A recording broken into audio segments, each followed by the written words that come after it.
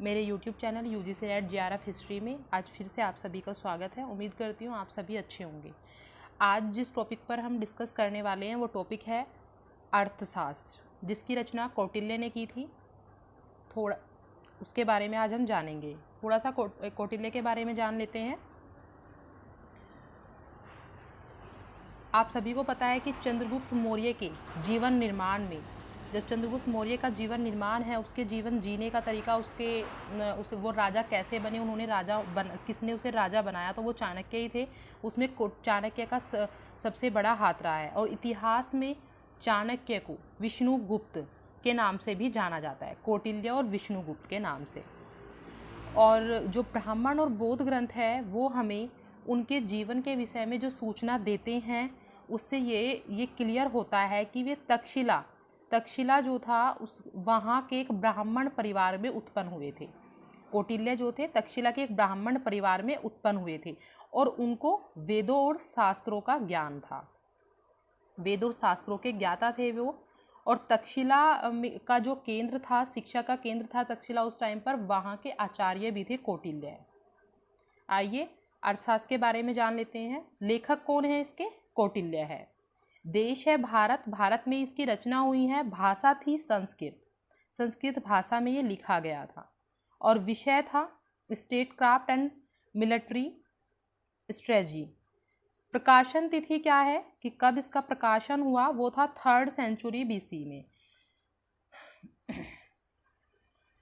तो अर्थशास्त्र कौटिल्य या चाणक्य द्वारा रचित संस्कृत का एक ग्रंथ है जो 4वीं सदी ईसा पूर्व के आसपास लिखा गया है। इसमें क्या है? राज्य व्यवस्था, कृषि, न्याय एवं राजनीति आदि के विभिन्न पहलुओं पर विचार किया गया है। राज्य व्यवस्था, कृषि, न्याय और राजनीति आदि के विभिन्न पहलुओं पर इस पर विचार किया गया है। अपने तरह का कैसा राज्य प्रबंधन विषयक यह प्राचीनतम ग्रंथ है। इसकी शैली कैसी है? इसकी जो शैली है उपदेशात्मक, सलाहात्मक है और यह प्राचीन भारतीय राजनीति का प्रसिद्ध ग्रंथ है। प्राचीन भारतीय राजनीति का प्रसिद्ध ग्रंथ है। इसी से हमें मौर्य साम्राज्य के इतिहास की जानकारी भी मिलती है। मौर्य साम्राज्य के इतिहास को जानने का एक स्रोत भी है कौटिल्य का अर्थशास्त्र। इसके रचनाकार का व्यक्तित्व नाम विष्णुगुप्त, गोत्र नाम कौटिल्य जो कुटिल से उत्पन्न हुए थे, और स्थानीय नाम चाणक्य था। अब चाणक्य इनका नाम कैसे था कि पिता का नाम चनक होने से, इनके पिता जो थे उनका नाम चनक था, इसलिए इनका नाम चाणक्य पड़ा, ऐसा कहा जाता है। चाणक्य सम्राट चंद्रगुप्त मौर्य, जिनका टाइम, चंद्रगुप्त मौर्य जो थे उनका शासन का टाइम था 321 से 298 ईसा पूर्व। ये चंद्रगुप्त मौर्य ने शासन किया है 321 से 298 ईसा पूर्व तक। उनके महामंत्री थे। चंद्रगुप्त के प्रशासकीय उपयोग के लिए इस ग्रंथ की रचना की गई थी और यह मुख्यतः सूत्र शैली में लिखा हुआ है। यह जो है सूत्र शैली में लिखा गया है। एक और छोटा सा पॉइंट है स्टूडेंट्स कि अर्थशास्त्र में जो मौर्य साम्राज्य है तथा शासन तंत्र का कोई उल्लेख नहीं मिलता, जबकि जो यूनानी साक्ष्य हैं वो इसके ऊपर विस्तार से प्रकाश डालते हैं। लेकिन ऐसा कहा जाता है कि अर्थशास्त्र में मौर्य साम्राज्य और उसके शासन तंत्र का उल्लेख नहीं है, जबकि उसकी जानकारी, मौर्य साम्राज्य की जानकारी हमें इससे प्राप्त होती है, लेकिन मौर्य साम्राज्य और शासन तंत्र का उल्लेख इसमें नहीं मिलता, ऐसा कहा गया है।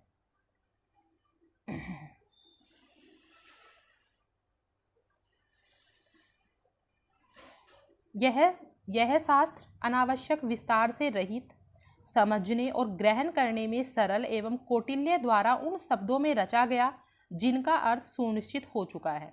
कौटिल्य ने अपने उन शब्दों की रचना उन शब्दों को इसमें लिखा है, उन शब्दों की रचना की है कि जिनका अर्थ वो निकाल चुके हैं, जिनका अर्थ सुनिश्चित हो चुका है। अर्थशास्त्र में समसामयिक राजनीति, अर्थनीति, विधि समाज नीति, धर्म आदि पर पर्याप्त प्रकाश पड़ता है। अर्थशास्त्र के जो विषय हैं, जो अर्थशास्त्र के अंदर लिखी गई चीज़ें हैं, वो किन किन के बारे में लिखा गया है? समसामयिक राजनीति, पॉलिटिक्स और अर्थनीति, विधि, समाज नीति और धर्म, इन पर प्रकाश पड़ता है। वास्तविक जीवन का चित्रण करने के कारण यह सबसे अधिक मूल्यवान ग्रंथ है। अगर हम वास्तविक जीवन का चित्रण करते हैं तो इस ग्रंथ में क्या है कि कौटिल्य के विचार अन्य पुरुष जैसे इति कौटिल्य ने व्यक्त किए गए, और कौटिल्य स्वयं इस ग्रंथ के रचयिता होते तो इस प्रकार लिखने की कोई आवश्यकता ही नहीं होती। मतलब ऐसा भी कहा गया है। यह जो है नगर प्रशासन, सैनिक प्रशासन की परिषदों का कोई उल्लेख नहीं करता, और इसमें विदेशी नागरिकों के आचरण और उनकी देखरेख के लिए भी कोई नियम निर्धारित नहीं किए गए, ऐसा भी इसमें लिखा हुआ है। मतलब ऐसा इसमें हमें नहीं मिलता कि विदेशी नागरिकों के आचरण और उनकी देखरेख के कोई भी नियम उसमें नहीं है। नेक्स्ट देख लेते हैं। इस शास्त्र के प्रकाश में न केवल धर्म, अर्थ, काम का प्रणयन और पालन होता है, अपितु अधर्म, अनर्थ तथा अवांछनीय का समन भी होता है। अब अर्थशास्त्र का इतिहास क्या है ये हम जान लेते हैं।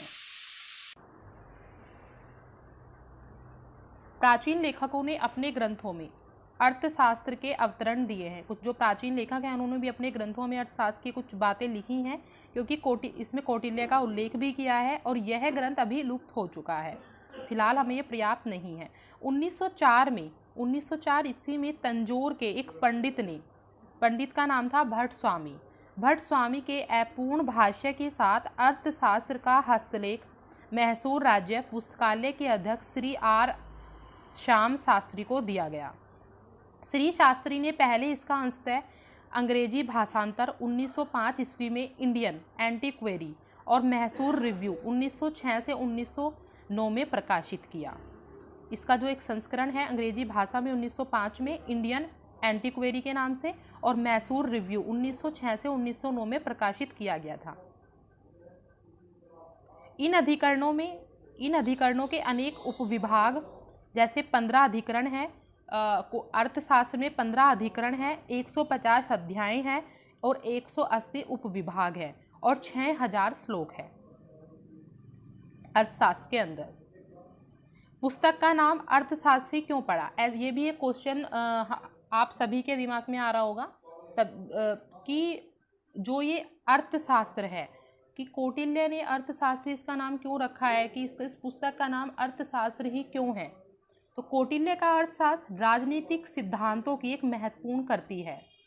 इस संबंध में यह प्रश्न उठता है कि कौटिल्य ने अपनी पुस्तक का नाम अर्थशास्त्र ही क्यों रखा? देख लेते हैं। प्राचीन काल में अर्थशास्त्र शब्द का प्रयोग एक व्यापक अर्थ में होता था। कैसे अर्थ में? एक व्यापक अर्थ में। जो पुराना टाइम था उसमें अर्थशास्त्र शब्द का जो प्रयोग है वो एक व्यापक अर्थ में किया जाता था। इसके अंतर्गत मूलतः राजनीतिक शास्त्र, धर्मशास्त्र, अर्थशास्त्र, कानून आदि का अध्ययन किया जाता था। आचार्य कौटिल्य की दृष्टि में राजनीति शास्त्र एक स्वतंत्र शास्त्र है। जो कौटिल्य थे उनकी दृष्टि में जो राजनीति शास्त्र था वो एक स्वतंत्र शास्त्र था। दर्शन, त्रैको वेद तथा वार्ता एवं कानून आदि उसकी शाखाएं हैं। संपूर्ण समाज की रक्षा राजनीति या दंड अवस्था से होती हैं, या रक्षित प्रजा ही अपने अपने कर्तव्यों का पालन कर सकती है। ऐसा कौटिल्य की दृष्टि में राजनीतिक शास्त्र था। उस समय अर्थशास्त्र को राजनीति और प्रशासन का शास्त्र माना जाता था। जो अर्थशास्त्र था उसको राजनीति और प्रशासन का शास्त्र माना जाता था।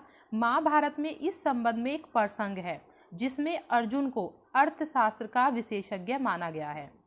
महाभारत में इस संबंध में एक प्रसंग दिया गया है जिसमें लिखा हुआ है, जिसमें कहा जाता है कि अर्जुन को अर्थशास्त्र का विशेषज्ञ माना गया है।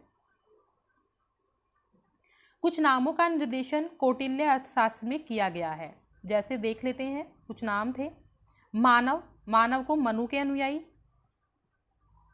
बृहस्पत्य बृहस्पति के अनुयायी, ओसनस उष्णा अथवा शुक्राचार्य के मत अनुयायी, मतलब उनको मानने वाले, भारद्वाज द्रोणाचार्य, विशालाक्ष, प्रासर, पिसुन नारद, कोण पदंत जिन्हें भीष्म कहा गया है, वाताव्याधि उद्धव, बाहुदंती पुत्र मतलब इंद्र। इन नामों का उल्लेख अर्थशास्त्र के अंदर हमें मिलता है। अन्य अर्थशास्त्र मतलब अर्थशास्त्र के नाम पर उनकी मतलब कुछ पंक्तियों को इकट्ठा करके दूसरी पुस्तक में जो लिखा गया है, क्योंकि अर्थशास्त्र तो हमें आज नहीं है, लुप्त हो चुका है, तो देख लेते हैं। 400 सन के लगभग कामंदक ने कौटिल्य के अर्थशास्त्र के आधार पर कामंदकीय नीतिशास्त्र नामक 20 सर्गों में विभक्त काव्य रूप एक अर्थशास्त्र लिखा था।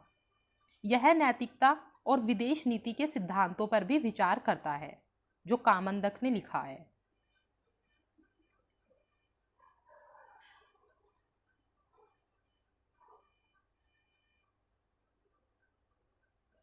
कामंदक ने कौटिल्य के अर्थशास्त्र के आधार पर कामंदकीय नीतिसार नामक 20 सर्गों में विभक्त काव्य रूप एक अर्थशास्त्र लिखा। कितने सर्ग थे?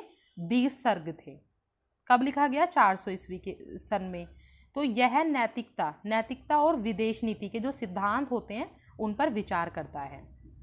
सो स्टूडेंट्स, आज की वीडियो में हमने अर्थशास्त्र के बारे में जानकारी प्राप्त की। नेक्स्ट वीडियो में ऐसे ही कुछ अच्छे टॉपिक पर हम डिस्कस करेंगे। तब तक के लिए take care, have a good day. और अगर आपको ये वीडियो अच्छी लगी हो तो प्लीज़ वीडियो को लाइक और शेयर ज़रूर कीजिएगा।